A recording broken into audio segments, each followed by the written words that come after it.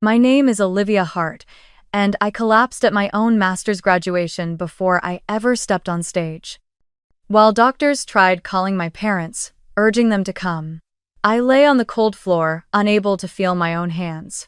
They never answered. They never showed up. Instead, as I was being wheeled into the ER, my sister posted a smiling photo at a backyard BBQ with the caption, "Family day without the drama." That was the moment something inside me finally snapped, not in pain, but in clarity. I realized I had spent my entire life trying to be enough for people who didn't even see me. And for the first time, I decided to see myself. If you've ever reached that breaking point the moment you chose, you tell me, where are you watching from, and what time is it right now? So I know I'm not alone in this. I grew up in a small town in Pennsylvania, the kind of place where everyone waved at each other from their porches and where neighbors judged your entire life through the glow of your Christmas lights. Every December, my parents wrapped our little one-story house in strings of gold and red, draped garlands along the railings, and placed a plastic lit-up reindeer on the patchy lawn. From the outside, we looked like the perfect American family, cozy, cheerful, stable. But inside, the walls held a different story, one built slowly and quietly, long before I was old enough to understand what favoritism even meant. As far back as I can remember, I was the responsible one. No one said it outright at first, it was simply expected. I made my own bed before school, I folded laundry without being asked, and I knew exactly how long to leave the chicken in the oven because Mom often shouted instructions from the living room while helping my little sister, Sabrina, find her lost sparkly shoes. By the time I was 6, I could pack Sabrina's backpack, slice apples for her snack, and braid her hair better than our mother ever did. Looking back, I realized they treated me like a tiny adult long before I even stopped playing with crayons. Sabrina, on the other hand, was the princess. That word floated around our household as casually as the scent of Mom's vanilla candles. "Where's my princess?" Dad would call out the moment he walked through the door, even if I had been the one setting the table or helping carry groceries from the car. Sabrina's slightest frown was met with soothing voices and gentle hugs, while my tears were dismissed with a tired sigh or a reminder that life isn't always fair, Olivia. Whenever Sabrina and I fought over toys, space, or something as small as who got the bigger slice of cake, the blame fell on me. "You're older," they said. "You should know better." Sabrina is sensitive. Sensitive became the shield she hid behind, and strong became the box I was locked inside. The earliest clear memory of unfairness I still carry happened when we broke Mom's favorite ceramic vase, one of those tall cream-colored ones with hand-painted blue flowers. We had been playing tag in the living room even though we weren't supposed to. Sabrina bumped into me, I bumped into the vase, and down it went.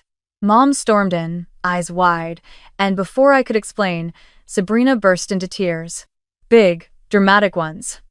Mom immediately knelt beside her, cooing, brushing the hair off her cheeks, asking if she was okay. I stood silently, my heart pounding. When Sabrina sobbed, Olivia pushed me. Mom didn't question it. She turned to me with a sharp, disappointed stare and ordered me to clean up the mess carefully so I wouldn't cut myself. Sabrina sniffled her way into Dad's arms when he came home, telling him I was mean. I don't remember anyone asking if I was okay. Birthdays were another reminder. Mine were simple, a small cake on the kitchen counter, 2 or 3 candles, sometimes a grocery store card signed by both of them at the last minute. They would usually come home late, tired, apologizing about work. "We'll make it up to you next year, sweetheart," they'd say. They never did. But Sabrina's birthdays? Those were productions. Banners, balloons, matching plates, and cups with whatever princess character she was obsessed with that year. The living room turned into a pink explosion. She got piles of presents, and all her friends from school came over for backyard games and cotton candy. I always stood at the edge of those parties, helping Mom refill lemonade pitchers or passing out slices of cake while Dad snapped photos of Sabrina blowing kisses at the camera. I smiled, because that was my role: smile, help, stand aside. There was a phrase Dad repeated, so often it became the soundtrack of my childhood. "You're strong, Olivia. Don't make a fuss. "Your sister needs more attention, she's fragile." I heard it when Sabrina took my toys. I heard it when she ruined my school project with spilled paint and somehow cried her way out of blame. I heard it when I tried to tell them I felt left out. And each time Dad said it, something inside me folded smaller, tighter, until I believed that needing comfort or help or love made me weak. Strong meant silent. Strong meant invisible. I don't think I truly understood what that belief did to me until years later, but one memory stands out like a quiet bruise. I was 8. It was winter. I had a fever that made my whole body feel heavy and floaty at the same time. I curled up on the living room sofa with a blanket pressed under my chin, shivering. I waited for Mom to sit with me, to stroke my hair the way she did with Sabrina whenever she sneezed once. But instead, Mom and Dad rushed around getting Sabrina ready for her dance recital. Her tiny red costume glittered under the living room lights, her hair tied in a bun Dad called "picture perfect." She twirled once, giggling, while I tried to keep my eyes open. When Mom finally noticed me on the sofa, she only said, "We'll be back in a couple hours. There's soup in the fridge if you're hungry." They left in a hurry, Sabrina shouting, "Wish me luck," as the door closed behind them. I watched the house get dark as the winter sun disappeared, wrapped in my blanket, alone with the sound of the heater kicking on and off. I must have fallen asleep waiting for them to come home. Even now, decades later, I can still picture that small living room, the dim lamp, the ticking wall clock, the ache behind my eyes. Maybe that was the first night I learned what my place in the family was. Maybe it was the first time my body understood that when I needed someone, no one was coming. By the time I was old enough to put words to it, I had already learned a quiet, painful truth. Strength was just another word for enduring everything alone.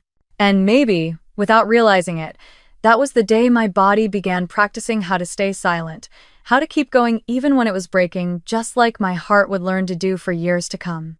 By the time I reached high school, the labels my parents had given me as the strong one, Sabrina as the sensitive one, had already settled into the foundation of our family like permanent ink. I tried to believe that maybe things would change when I got older, that maybe responsibility and goodness would finally be seen instead of assumed. So I threw myself into school.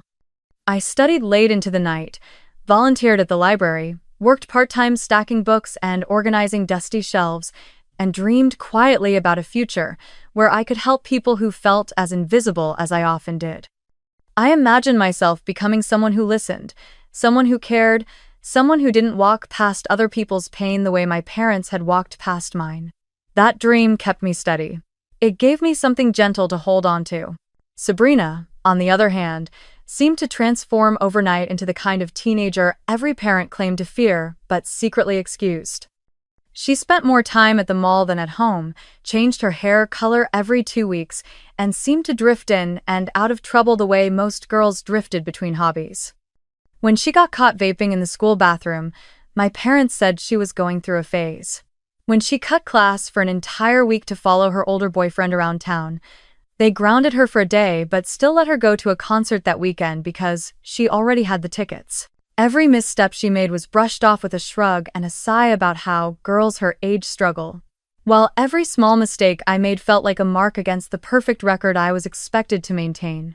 But the moment that carved itself deepest into me happened on a rainy Wednesday evening during junior year. Sabrina had borrowed the family car without permission, a tan Toyota Camry. Dad babied as if it were a second child and ended up scraping the side of a parked vehicle in the grocery store lot.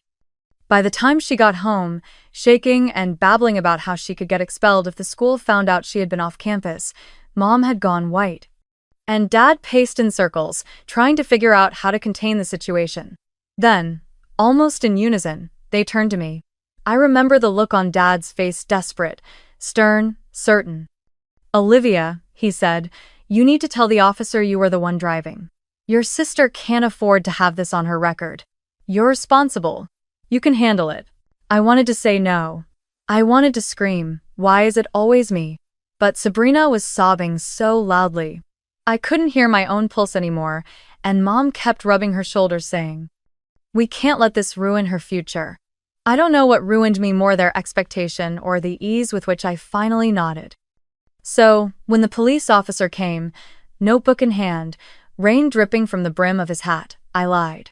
I told him it was me who had borrowed the car, me who had misjudged the space, me who had panicked.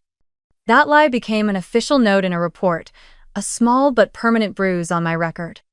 Meanwhile, Sabrina stood behind the living room curtain, peeking out at the patrol car, untouched and clean, her future neatly protected behind the fragile curtain of being the sensitive one.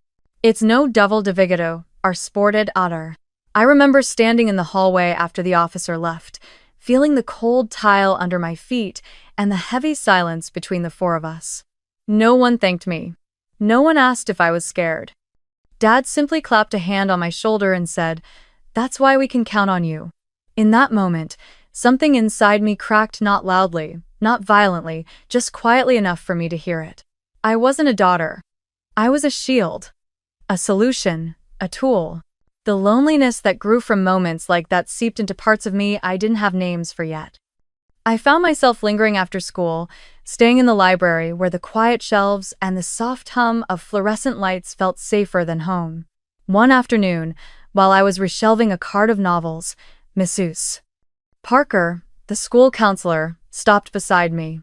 She had kind eyes, the kind that made you feel seen even when you weren't looking for attention. "Olivia," she said, "you've been spacing out lately. Everything okay?" Those words, simple, ordinary, felt like someone had opened a window in a room I'd forgotten was stifling. I hesitated, but something inside me finally spilled out. I told her about the vase, the birthdays, the car incident, the way I felt like a ghost in my own home.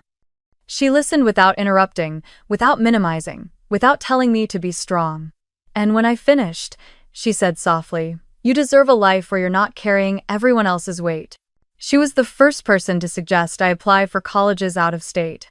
Boston, she said, had schools with excellent social work programs and abundant financial aid for students like me. The idea of leaving Pennsylvania felt impossible at first, terrifying even. But it also felt like breathing for the first time in years. I filled out applications late at night when everyone else was asleep, typing silently in the dark, afraid my dreams would make too much noise. Weeks passed, then months, and one spring afternoon, an envelope arrived. I got a partial scholarship to a university in Boston. My heart raced. My hands shook. For the first time, the future felt like something I might be allowed to choose. When I told my parents, the reaction was immediate and crushing. "Boston?"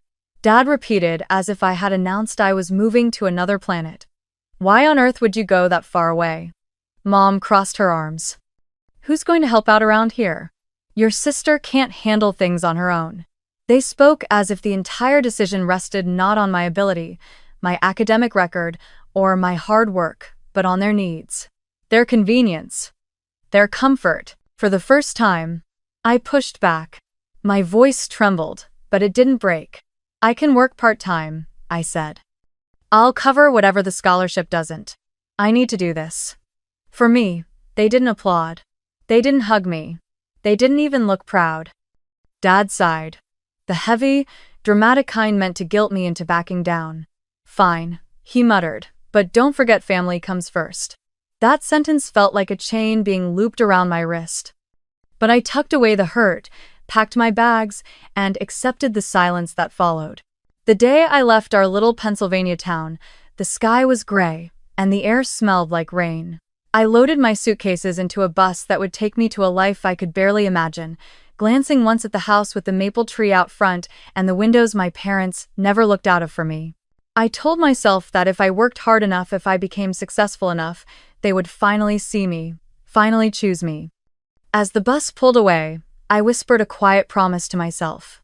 If I become someone worth being proud of, maybe one day they'll love me the way I've always loved them. I didn't know then how wrong I was. Boston felt like another world when I first arrived, bigger, louder, faster than anything I had ever known in Pennsylvania. The air smelled like roasted coffee, damp brick, and ambition. The sidewalks were always busy, the subway screeched through the tunnels like a restless animal, and the campus buildings rose tall and cold against the New England sky. It should have been overwhelming, but instead, I felt something I hadn't felt in years: possibility. For once, my future felt like it belonged to me. I threw myself into college the same way I had thrown myself into everything else, with quiet determination. My days started before sunrise. I worked the opening shift at a coffee shop 2 blocks from campus, tying my apron in the dim light while the manager unlocked the door. I learned the rhythm of the espresso machine, the steady hiss of steamed milk, the smell of ground beans clinging to my clothes long after my shift ended. At 7 a.m., caffeine-fueled students rushed in, bleary-eyed and impatient, thrusting crumpled bills at me while tapping their shoes against the tile. By 8:30, I was sprinting across campus to make it to my morning lecture. Afternoons were spent in the library, where I held a student job reshelving books, sorting returns, and wiping down tables still sticky from late-night study sessions. It was quiet work, gentle work, exactly the kind of space I needed after years of living inside chaos I couldn't name. Sometimes, while pushing carts through the aisles, I'd imagine my younger self hiding between the shelves, tiny, tired, longing for quiet, finally finding it here. Evenings were for studying, nights were for catching up, and weekends were for picking up extra shifts whenever possible. I lived on instant noodles, clearance bin vegetables, and coffee I made by accident at the shop so I could drink it for free. I didn't go to parties. I didn't buy new clothes. I didn't explore the city. Everything I earned went into survival. Or at least, it was supposed to. It started small, just $50 here, $100 there. Mom called one night during midterms, sounding stressed. "Your dad's hours got cut," she said. "We're short on the electric bill. Can you help out a little?" I wired her $100 the next morning before buying groceries for myself. A week later, Dad called about the water bill. "It's just temporary," he said. "You're always so responsible." He said it like a compliment, but I heard the chains tightening. Still, I sent another 100. Then came Sabrina. Of course it did. One afternoon, while I was wiping down counters at the library, my phone buzzed with a message from her. "Liv, can you please help? My credit card is maxed and I need to pay rent or they'll kick me out." A part of me wanted to ignore it. Another part, the part shaped by years of, "You're strong," Olivia grabbed my wallet.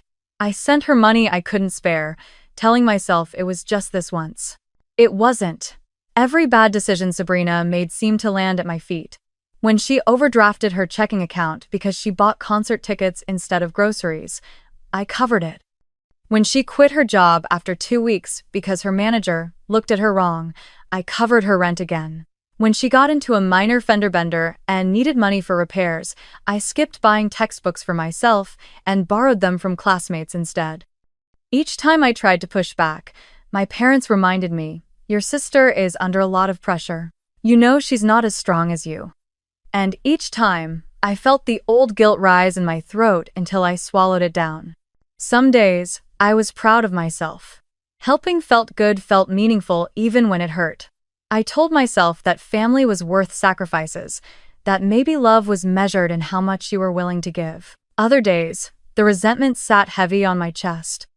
I'd walk past shop windows and see shoes or coats I desperately needed, but the moment I reached for my wallet, I'd remember Sabrina's messages and close my hand again. It became a silent ritual. Want, reach, stop, send money home. My body eventually began to protest.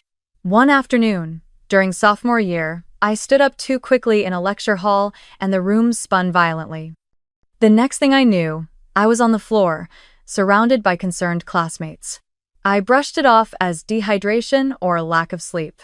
A few weeks later, it happened again, this time on the bus ride to work. The driver shook me gently awake, asking if I needed medical help. I apologized, stepped off at the next stop, and convinced myself that everything was fine. I didn't have time to be sick. People needed me, my family needed me. And I had learned long ago that my needs didn't matter anyway. Years passed in this rhythm: work, school, send money, repeat. Eventually, I graduated with my bachelor's degree. I remember holding the diploma in my hands, feeling the weight of it, thinking maybe, finally, someone would be proud. I called my parents afterward, expecting excitement, maybe "we knew you could do it." Instead, Dad said, "That's great, Olivia. Listen, Sabrina is in a tough spot again." And just like that, my accomplishment shrank into the background, swallowed by their never-ending emergencies. Still, something inside me held on. I found a job quickly after graduation, an entry-level social support position at a nonprofit in Boston. It didn't pay much, but it mattered to me. I helped teenagers in crisis, families struggling with housing, people who felt unseen by everyone around them. Maybe I gravitated toward them because I understood that feeling too well. My parents told everyone in Pennsylvania that their daughter worked in community services, as if it was their achievement. They bragged to neighbors about how proud they were. But when I called home, it was clear nothing had changed. They still needed help. Sabrina still needed rescuing. And I was still the one expected to step up without hesitation. I didn't realize it then, but the path to my collapse began in these years in the small sacrifices, the quiet exhaustion, the weight of always being the strong one. Looking back, those were the years my heart began whispering warnings I wasn't ready to hear. And my body, already strained, was only waiting for the moment it would finally give out. By the time I had settled into my job at the nonprofit, a quiet but persistent thought began forming at the back of my mind, an ache, a longing for something more. I loved the work I did, but the limitations of my role weighed on me. I saw how much more licensed clinicians could do, the doors that opened for them, the salaries they earned, the impact they could make in people's lives. I wanted that. I wanted the training, the deeper skills, the chance to lift others in ways I had never been lifted myself. And, in the quiet corners of my mind, I also wanted the financial stability that had always slipped through my fingers like water. So, during one late-night shift at the office, I opened my laptop and began researching Masters in Clinical Social Work programs, MSWs, and Boston had some of the best in the country. When I told my parents about my plan to apply, the reaction was instant and sharp, like touching a hot pan you didn't realize was on. "More school?" Dad scoffed over the phone. "Why don't you focus on working? The family needs you. Your sister is still trying to find her footing." Mom added, "A master's isn't cheap, Olivia. We can't help you. You know that." The implication was clear. Anything I chose that didn't directly benefit them was selfish. I was expected to help, support, and fill in the gaps, not to grow. But something in me refused to shrink this time. Maybe it was Boston's air, colder and clearer than Pennsylvania's. Maybe it was the faces of the teenagers I helped every day at work, the ones who said they wished they had someone like me in their corner. Maybe it was simply that I was tired of being used, tired of giving pieces of myself away like loose change, so I applied to 3 programs. I didn't tell my parents until I received the acceptance email. The financial aid package included a partial scholarship, permission to work while studying, and the option to take out student loans. It wasn't easy, but it was possible. For once, possibility felt like enough. My father didn't congratulate me. He didn't even pause to consider what this meant to me. "So you're taking out loans now?" he said. "Great. Just great. More debt. What if something happens to us? What if your sister needs help?" Mom chimed in, as if reading from a script. "This is a lot, Olivia. Are you sure you're not doing too much?" I wanted to laugh. If only they knew how often I wondered the same thing. But I simply said, "Yes, I'm sure." Once the semester began, my life became a carefully balanced chaos.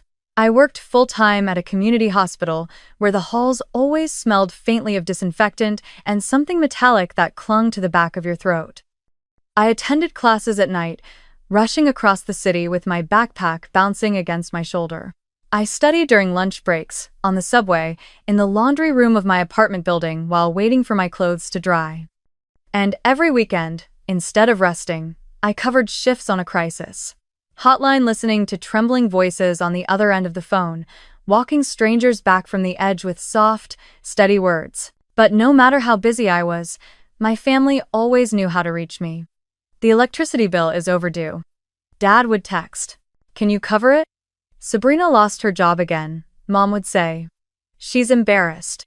"Can you help with rent?" "Just this month." "We're behind on the car payment," came another message. "It's only temporary." It was never temporary. Every message felt like a hook sinking deeper into my skin, pulling me back into the role I thought I had escaped when I left Pennsylvania. But the guilt was stronger than the exhaustion. So I sent money, sometimes $100, sometimes $500, sometimes more than I could reasonably spare. I cut back on groceries. I stopped buying new shoes, even when mine began to tear at the soles. I canceled every social plan I had because I couldn't afford to eat out or take the subway more than absolutely necessary. The irony of it all blurred into something almost painful one night during my hospital shift. I had just finished counseling a patient who had survived a suicide attempt, a teenager whose parents dismissed her pain so completely she believed ending her life was the only way to be heard. I sat with her for nearly an hour, telling her things I never told myself. Your feelings matter. You deserve support. You don't have to carry everything alone. After she was settled safely with the psychiatric team, I stepped into the tiny staff break room, washed my hands, and checked my phone. 2 missed calls from Mom. 3 from Sabrina. A text from Dad. We need help. Bills are piling up. Sabrina is overwhelmed. Transfer something as soon as you can. I stared at the screen, numb. A patient had just trusted me with their most fragile fears, and here I was, unable to hold my own boundaries. I transferred the money, standing under the flickering fluorescent lights, my ID badge still clipped crookedly to my shirt. And as I watched the confirmation appear on my banking app, a bitter laugh rose in my throat. I spent my days teaching people how to build healthy boundaries, yet I didn't have a single one of my own. The first seed of awakening came during a late-night class on trauma-informed care. My professor, a woman with silver hair and an impossibly gentle voice, said, "If you give and give until you collapse, that isn't love. That's self-abandonment." The room went silent. Something inside me cracked, not the way it had when I protected Sabrina all those years, not the way it had when my parents dismissed my dreams, but deeper, more dangerous. The words echoed long after I walked out of the classroom, down the quiet hallway, and into the cold night air. Self-abandonment. I had never heard a phrase that described my life so perfectly. It haunted me, it followed me. But it didn't stop me. Not yet. I wasn't ready to let go, not of them, not of the guilt, not of the version of love I had been trained to believe in since childhood. It would take something bigger to break me open. Something catastrophic. Something that would come on the day I thought was supposed to be the proudest of my life. The week before my graduation felt like a blur of deadlines, shifts, and obligations piled so tightly together that I could barely tell one day from the next. The hospital hallways were slick with the smell of antiseptic, ringing with overhead pages, and buzzing with the kind of exhaustion that clung to your skin long after you left work. I was finishing my capstone paper, juggling night shifts in the psych unit, and covering 2 emergency cases for a coworker who had gone home with the flu. My laptop was always open, propped on my knees during breaks, balanced on the counter while I scarfed down reheated soup, glowing beside me during the short hours I slept. Somewhere in the chaos, my body began to whisper warnings I refused to hear. It started as a faint tightness in my chest, something I blamed on caffeine or lack of sleep. Then came the shortness of breath. I'd walk up a single flight of stairs and feel my pulse race, as if I'd run a marathon. My hands shook when I typed, my vision blurred now and then, especially at night. And the kind of tiredness I felt wasn't the usual. I need a nap, kind it was bone-tired, soul-tired, as if someone had drained the last bit of life out of me and I was still expected to keep going. A fellow clinician, Mark, noticed before I did. One evening, after I finished assisting with a crisis assessment for a teenager who had been admitted for self-harm, he caught me leaning against the wall outside the unit, my breathing uneven. "Liv, you okay?" he asked, his eyebrows knitting in concern. "You don't look good." I tried to laugh it off, but even that felt heavy. "Just finals week," I said. "Once graduation's over, I'll sleep for a year." He wasn't convinced. "Go get checked out." "Seriously? You're pale." But I shook my head.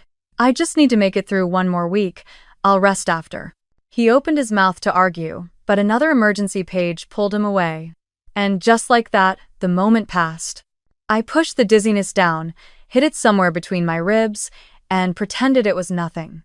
I'd gotten good at pretending. My whole life was pretending. Pretending I wasn't tired. Pretending I didn't need help. Pretending I could handle everything alone. It was familiar. It was dangerous. Meanwhile, my family buzzed louder than my health. My parents called every other night to remind me how proud they were and how they couldn't wait to post the graduation photos online. "I'll take videos of you walking across the stage," Mom said, excitement dripping from her voice. "Everyone on Facebook will be so impressed." My daughter, the master's graduate. It sounded sweet on the surface, but I knew better. It wasn't about me. It was about the image, about how they could use my accomplishments to polish their reputation in that tiny Pennsylvania town. Sabrina, of course, had her own commentary. "Just don't be dramatic, okay?" she said during a phone call while chewing gum so loudly I had to hold the phone away from my ear. "This is supposed to be a happy weekend. You always ruin the vibe when you cry or act stressed." I remember standing in the hospital stairwell, listening to her dismissiveness echo off the concrete walls, wondering if she had ever once considered that my stress came from carrying the weight of our entire family. And then, predictably, the true crisis arrived, one that had nothing to do with my health and everything to do with Sabrina. It was 3 days before graduation when her name flashed across my screen. The message was long, frantic, and sprinkled with screenshots threatening legal action. She had defaulted on a credit card tied to some business opportunity she swore would make her rich. The company claimed she owed thousands. They were threatening to sue. "Liv, please," she typed. "If this goes to court, I'll die. I need $4,000 today." Today. I didn't even have $4,000, not really. But my parents called within minutes, voices shaking as if they were the ones being sued. "You have to help him," Mom cried. "It's weak, you know it," Dad chimed in. "If this goes on her record, it'll ruin her future. You're the only one who can fix this."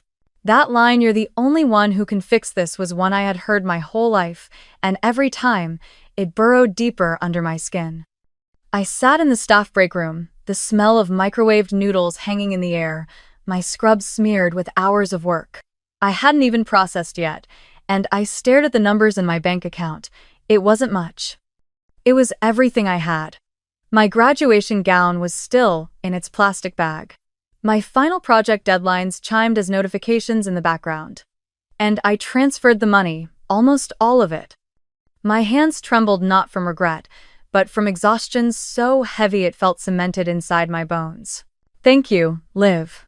You're the best sister ever," Sabrina texted minutes later, followed by a pink heart emoji. No apology. No acknowledgement of the sacrifice.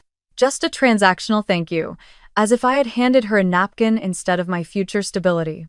That night, the night before graduation, I barely slept. I stayed up editing my final paper, double-checking citations, and ironing my graduation gown until my arms felt like they were made of lead. The dizziness came in waves. My chest felt tight. My legs shook when I stood. At one point, while brushing my teeth, I caught my reflection in the mirror and froze. Dark circles like bruises bloomed under my eyes. My face looked hollow, almost translucent, as if the girl staring back at me was fading. My heart thudded unevenly, each beat feeling too heavy for my chest to hold. But I still whispered to myself, "Just get through tomorrow." As if the next day would magically fix years of depletion. As if a ceremony could refill everything life had drained out of me. I set my alarm, laid out my gown, and crawled into bed with the room tilting around me. The last thing I remember thinking before I drifted into a shallow, uneasy sleep was, "I just need to cross that stage once. Just once."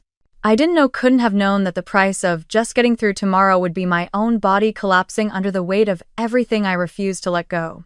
Graduation morning arrived wrapped in the kind of bright, cold sunlight Boston is famous for and late, may the kind that sparkles on every surface but never fully warms your skin. I felt it on my face as I walked across campus in my gown, the fabric heavy against my weak shoulders, the cap tugging slightly at my hair. The university's main lawn had transformed into a sea of white folding chairs arranged in perfect rows, stretching from the stage all the way to the back fence. Strings of banners hung from lampposts, trembling gently in the breeze. The brass band in the corner played cheerful, triumphant notes that cut through the morning air. Families filled the aisles, waving small flags with their children's names printed on them. Holding signs painted with glitter. "We're proud of you. You did it. Master's graduate." Everywhere I looked, there were hugs and laughter and camera flashes. I found my seat among the hundreds of graduates, my heartbeat loud, my breath shallow. The dizziness from the night before still lingered at the edges of my vision like fogged glass. I scanned the bleachers, squinting past the sun's glare, trying to spot my parents or Sabrina. Nothing. I tilted my head, searching again. I saw families holding giant bouquets. I saw a father hoist his toddler onto his shoulders for a better view. I saw friends waving wildly at each other, but I didn't see my family. A vibration in my pocket made me flinch. It was a text from Mom. "Traffic jam, don't worry. We'll get there soon. We're stuck in traffic, sweetheart. Go ahead, we'll be there soon." I stared at the message, trying to ignore the sinking feeling in my chest. I typed back a simple, "Okay," even though my fingers trembled. Maybe they really were on the way. Maybe they cared enough to try. I clung to that thought like a rope. The ceremony began. The university president spoke about resilience, perseverance, and the meaning of service. I heard every word, but absorbed none of them. My mind kept circling back to the empty stretch of seats where my family should have been. When the dean began calling names, applause erupted for each graduate. Some names were met with entire rows of people cheering, screaming, chanting. When they reached the H's, my pulse quickened. My palms grew damp. I swallowed hard, trying to steady my breath. Olivia Hart. For a split second, everything felt silent, even the band, even the wind. I stood, gripping the edge of my gown to steady myself. My legs felt heavy and numb, as though they belonged to someone else. I forced a smile as I stepped into the aisle. The world around me slowed. My ears rang. The applause blurred into one continuous, distant hum. I tried to draw a full breath but couldn't. My chest tightened painfully. The stage lights swirled in front of my eyes like melting stars. I took one step, then another. Then the floor seemed to tilt. My knees buckled beneath me. A sharp gasp rose from the audience, followed by scattered shouts. Someone dropped a water bottle near my feet. My vision tunneled into darkness, and the last thing I heard was the muffled echo of my name before everything went silent. When I opened my eyes again, bright fluorescent lights pierced through the haze. The antiseptic smell of the emergency department filled my lungs. I was lying on a hospital bed, a thin blanket draped over me. Machines beeped steadily at my side. A nurse adjusted the IV line in my arm, and a doctor stood at the foot of my bed, flipping through a chart. His expression was concerned but calm. "Olivia? Can you hear me?" he asked gently. I nodded weakly. My tongue felt thick. The doctor explained, "You've experienced severe exhaustion, possibly a combination of sleep deprivation, stress-induced arrhythmia, and dehydration. Your body essentially forced you to stop." His words floated around me like smoke. I listened, but a different question burned inside me. Did my parents come?" I whispered. The doctor paused, just long enough for me to feel the truth sharpen. "We called the number listed as your emergency contact," he said carefully. "We left several voicemails. They didn't arrive. It seems they were busy." His eyes softened, as if he wasn't sure whether to say more. I closed mine, not because I was tired, but because the alternative was letting him see the crack forming in me.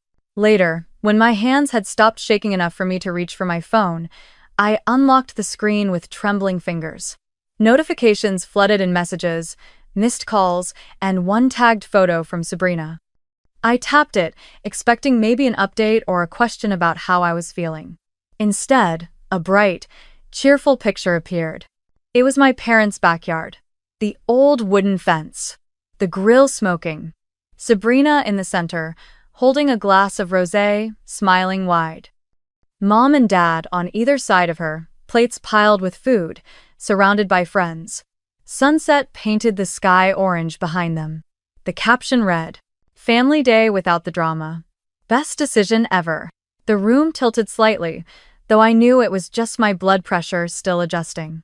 I zoomed in on the photo. I studied their faces, the laughter, the comfort, the ease. And then I looked at the IV taped to my arm, the bruising beneath it, the pale hospital gown. I lay under harsh hospital lights while my family celebrated not having to deal with me. Shock didn't come. Shock would have felt like something. Instead, there was only a numbness so deep it almost felt gentle. A final confirmation of a truth my heart had known for years but refused to accept.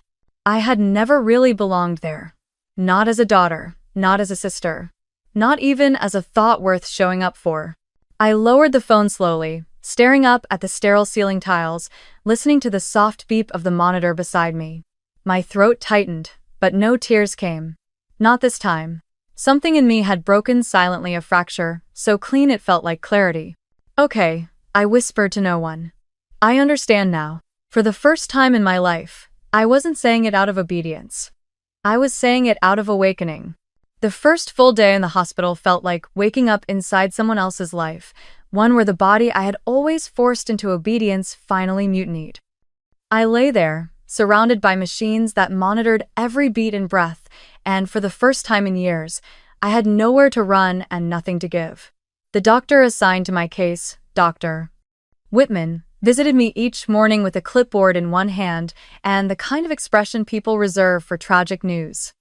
He explained everything in calm, measured tones, the arrhythmia, the cortisol levels, the dehydration, the signs of neurological strain from chronic sleep deprivation. If you continue at the pace you've been going, he said one morning, pulling up a stool beside my bed, you're putting yourself at risk of long-term cardiac complications. Severe anxiety disorder. Major depressive episodes. You are extremely lucky you collapsed here, not alone somewhere. His words didn't frighten me the way they should have. Instead, they felt embarrassingly predictable, like hearing the ending of a story I'd been trying not to read. Of course, I was here. Of course, my body finally broke. I had pushed it, ignored it, denied it for years. And now it was asking for a debt I couldn't delay anymore. Later that afternoon, I met with the hospital's psychologist, Dr. Lan, because the team had flagged my case as one that required mental health intervention. The irony was bitter, the helper becoming the patient. Sitting across from her in a small consultation room, I felt stripped bare. She asked gentle but piercing questions about work, school, sleep, family. And then, almost casually, she asked, if you were discharged tomorrow, who would you call to take you home? The silence that followed stretched unbearably wide. I opened my mouth to answer, and nothing came out.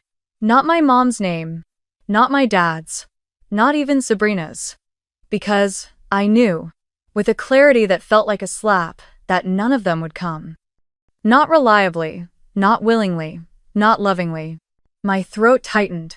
I pressed my nails into my palm beneath the blanket. Dr. Lang didn't rush me.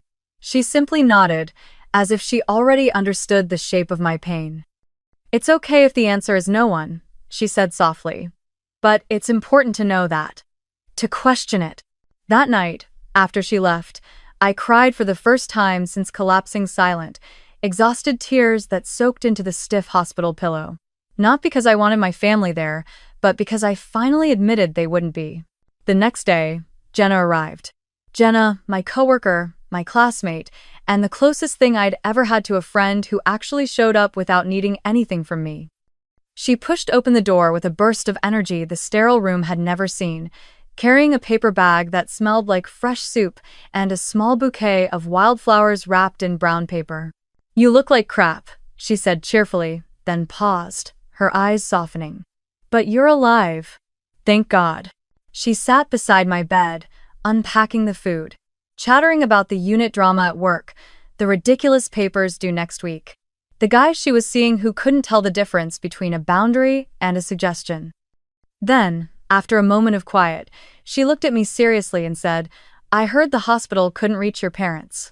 So, if you want, I can be your emergency contact. I mean it. The words hit me with more force than any diagnosis. Someone wanted to be responsible for me, not out of obligation, not out of manipulation, but out of genuine care. It was the first time I understood what people meant when they talked about chosen family. The next morning, when the nurse brought in the emergency contact form, my hands trembled slightly as I signed Jenna's name and crossed out the numbers that had belonged to my parents for years. It felt like cutting a thread I had been tangled in since birth. A quiet, painful liberation. With a new clarity came a strange burst of resolve. I asked the nurse for my laptop.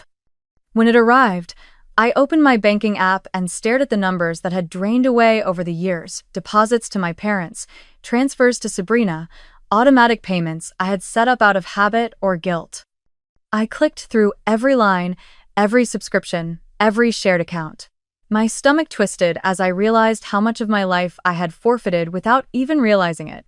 I began shutting things down one by one, canceling automatic payments, removing myself from shared bills, closing the joint account my parents insisted would make things easier. When I discovered that 2 utilities were still in my name at my parents' house, I emailed the companies directly. Then I booked an online appointment with a financial attorney, a small decision with enormous implications. It wasn't revenge. Not yet. It was preparation, protection. For once, I wasn't moving for their benefit. I was moving for mine. That evening, lying in the dim glow of the monitor beside me, I stared at the IV taped to my arm. The bruising around the insertion site had turned a deep purple, spreading like ink beneath my skin. The room hummed with the steady rhythm of machines measuring my survival. And I thought, with an honesty that chilled me, if I had died that day, how long would they have cried? A minute? An hour? A single Facebook post? Or would Sabrina have simply uploaded another smiling picture with the caption, "Less drama now"? The thought didn't devastate me the way it once would have. It solidified something. A realization so sharp it felt like stepping into cold, clean air. For the first time in my life, I no longer wanted to live in a way that kept them happy. I no longer wanted to survive so they could use me. I didn't belong to them anymore. My life, my energy, my future, they were mine. And lying there under the fluorescent lights, I made a quiet promise to myself. I would not abandon myself again. Not for them. Not for anyone. A few days passed in the hospital, each one slow and strangely quiet, as if time itself was afraid to move too quickly around someone so fragile. My body was still tethered to an IV line, and the cold sensors of the heart monitor clung to my skin. I was stable, Dr. Whitman said, but not yet strong. My limbs felt heavy, my breath thin, my head wrapped in cotton. But inside, where the old instincts once lived, where guilt and duty used to grip me, I felt something loosening, something shifting. I didn't call my family. I didn't text them. I didn't even open their earlier messages. I simply waited. Not out of strategy, not yet, but out of curiosity. If I disappeared from their world for a few days, what would they do? For most of my life, I believed the answer would be panic, concern, love. But now, lying under sterile lights with my veins still bruised from collapsed exhaustion, I wasn't so sure.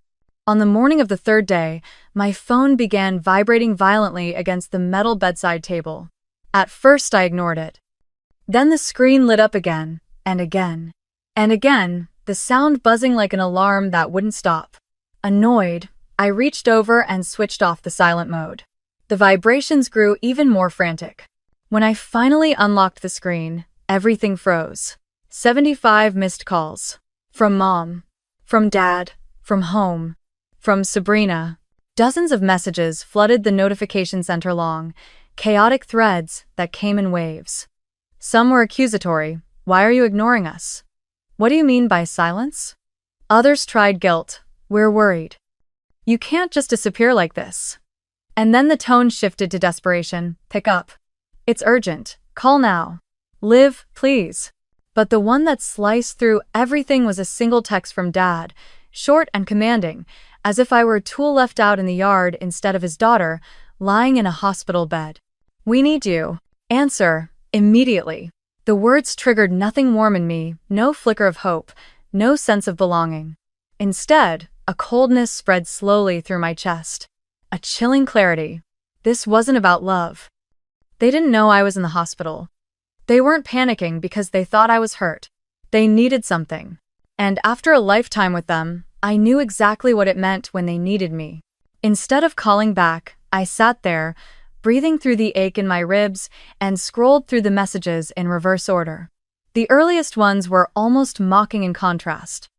Dad had sent a picture of their backyard BBQ, another one, different angle but this time accompanied by the caption, "Another great family day."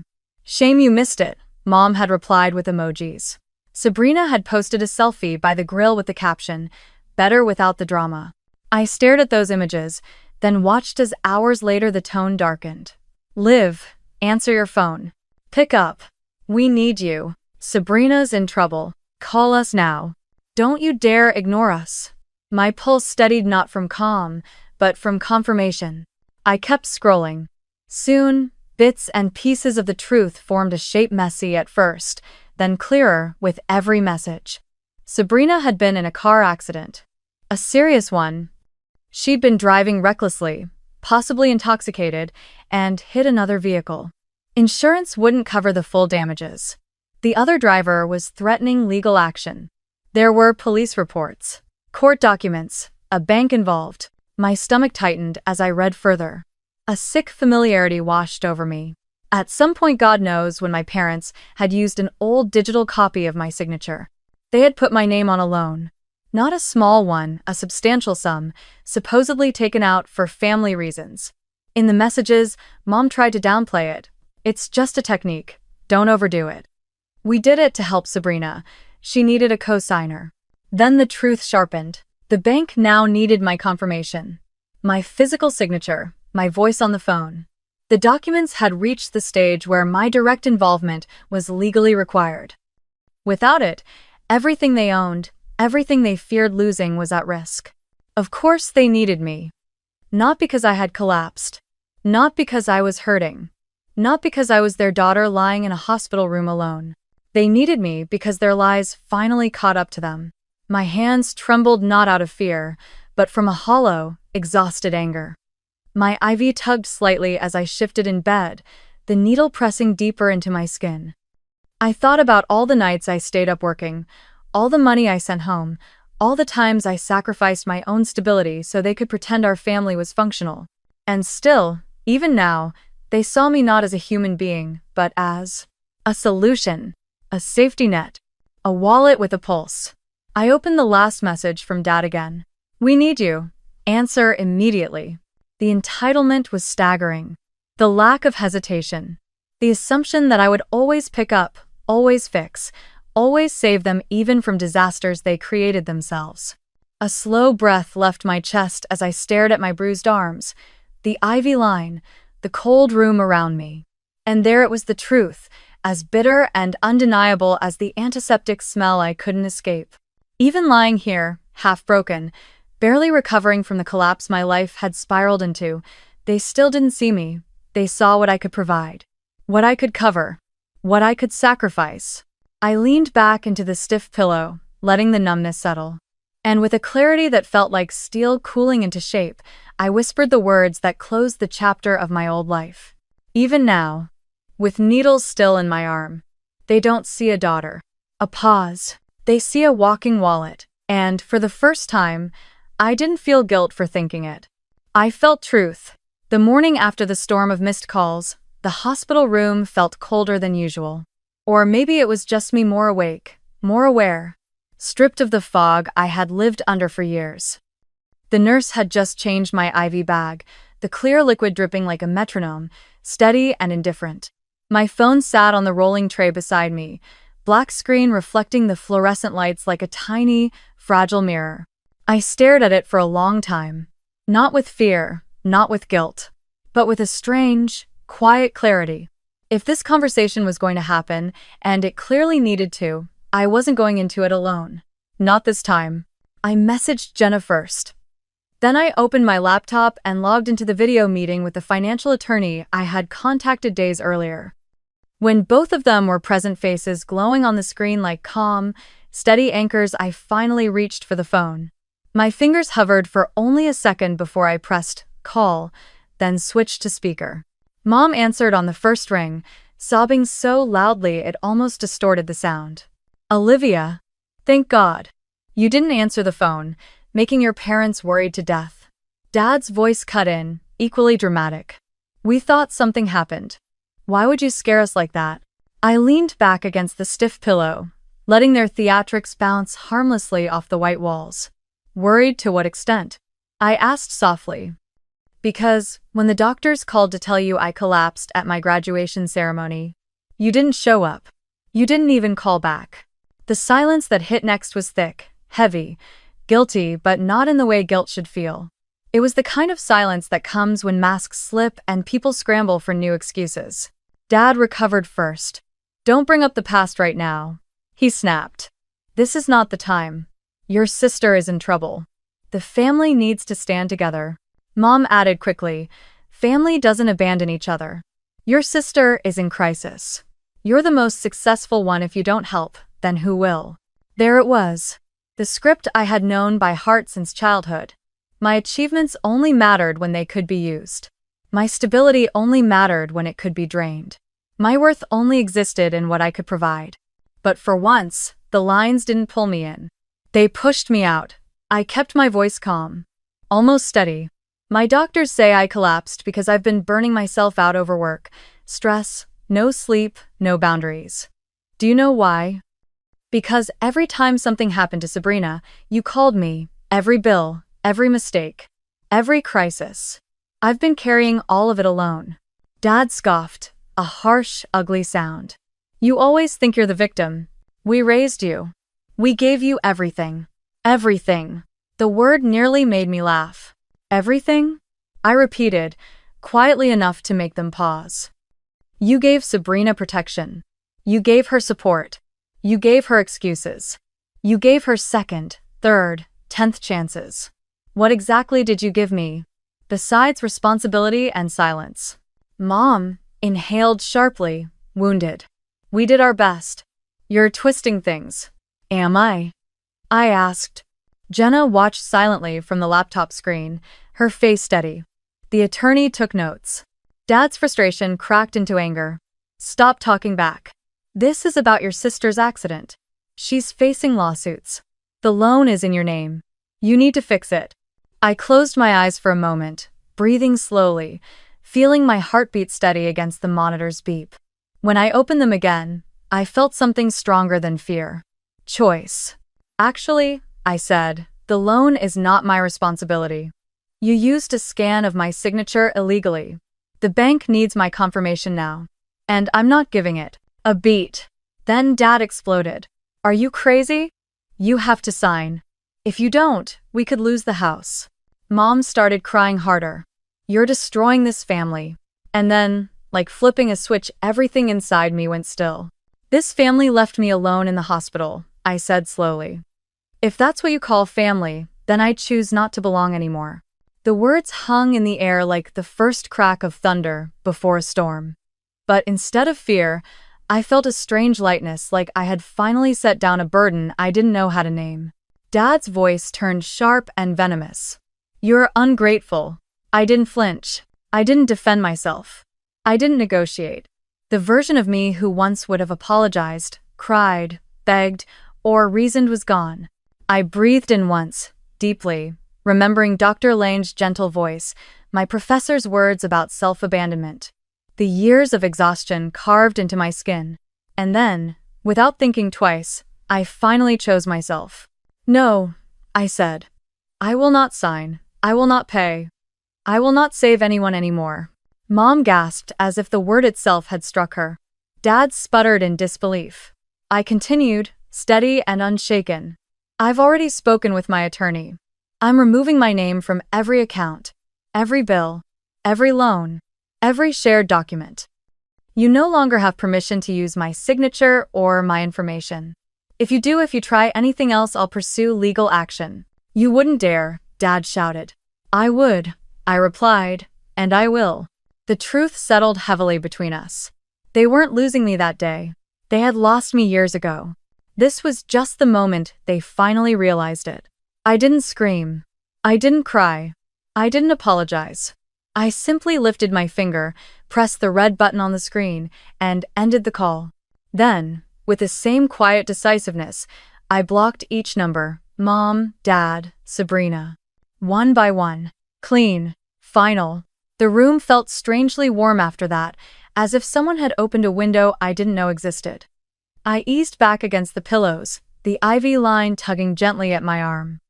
For the first time, the weight I'd carried my entire life, the invisible backpack filled with guilt, expectation, obligation, slid off my shoulders.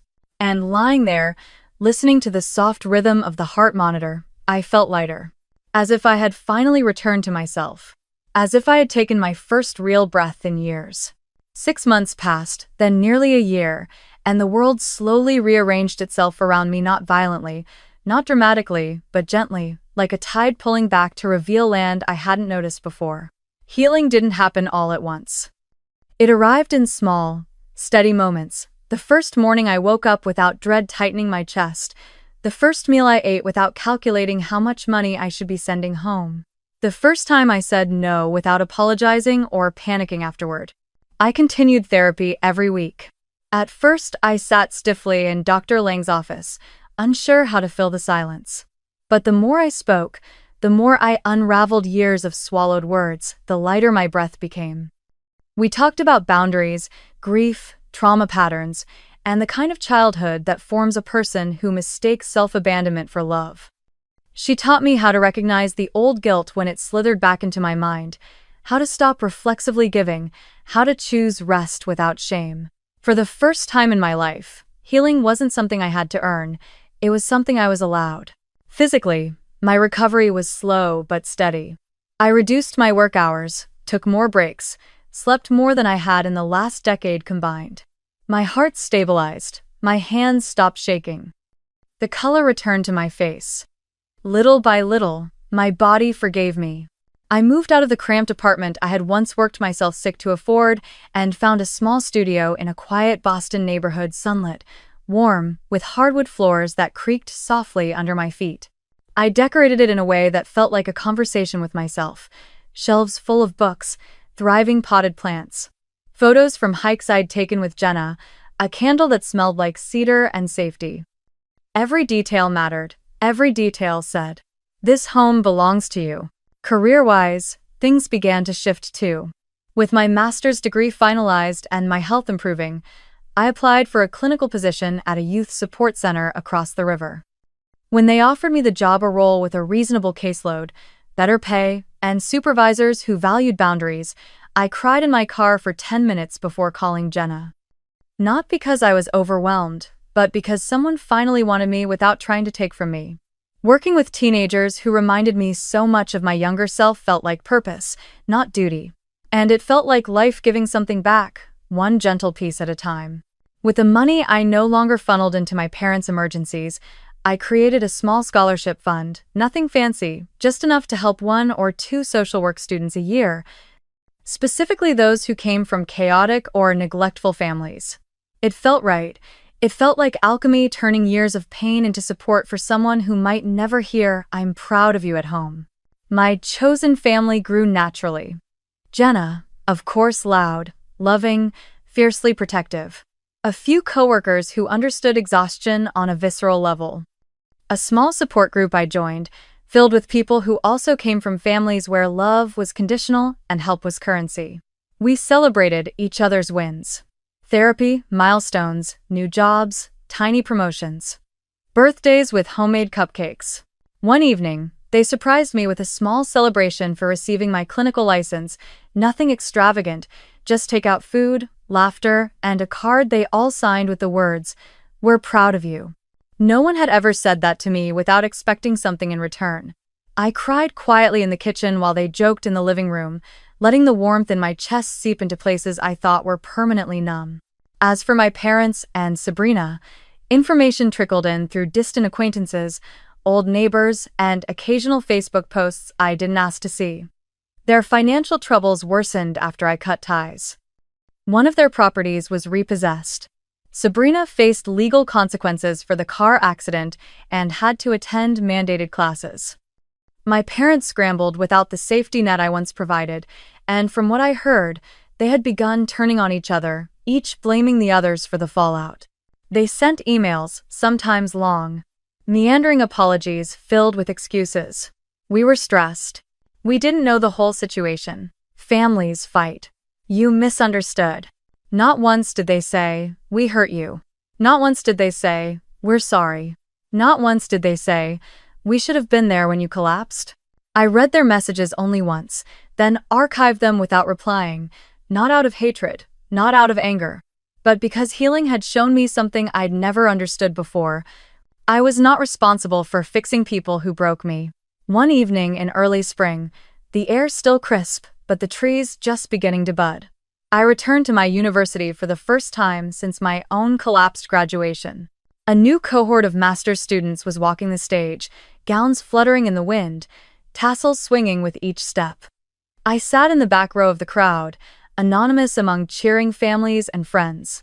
Instead of pain, I felt a soft nostalgia settle over me. The keynote speaker, a graduate from their class, stepped up to the podium and began talking about boundaries, self-worth, and the courage to walk away from people who use love as leverage. Her voice rang through the courtyard, steady and bright. "Sometimes," she said, "choosing yourself means losing a family you never truly had." The words sank into me like warm sunlight. I placed a hand on my chest, feeling the calm, even rhythm of my heartbeat, strong, steady, mine. I realized then that I wasn't sad anymore. Not angry, not grieving, just free. As the applause rose around me, I whispered the truth I had carried through the hardest months of my life, words that finally felt like closure instead of confession. On the day I collapsed on that stage, the doctors called my parents. They never came. When I woke up in the hospital, my sister posted a photo. Family day without the drama. Days later, still weak and covered in wires, I saw 75 missed calls and a message. "We need you. Answer immediately." Without thinking twice, I did what I should have done long ago. I didn't answer as the obedient daughter they expected. I answered as the woman I had finally become. That year, I lost a family. But that year, I found myself. And as the wind rustled through the graduation banners overhead, I knew I would never go back to who I was before. Not ever again.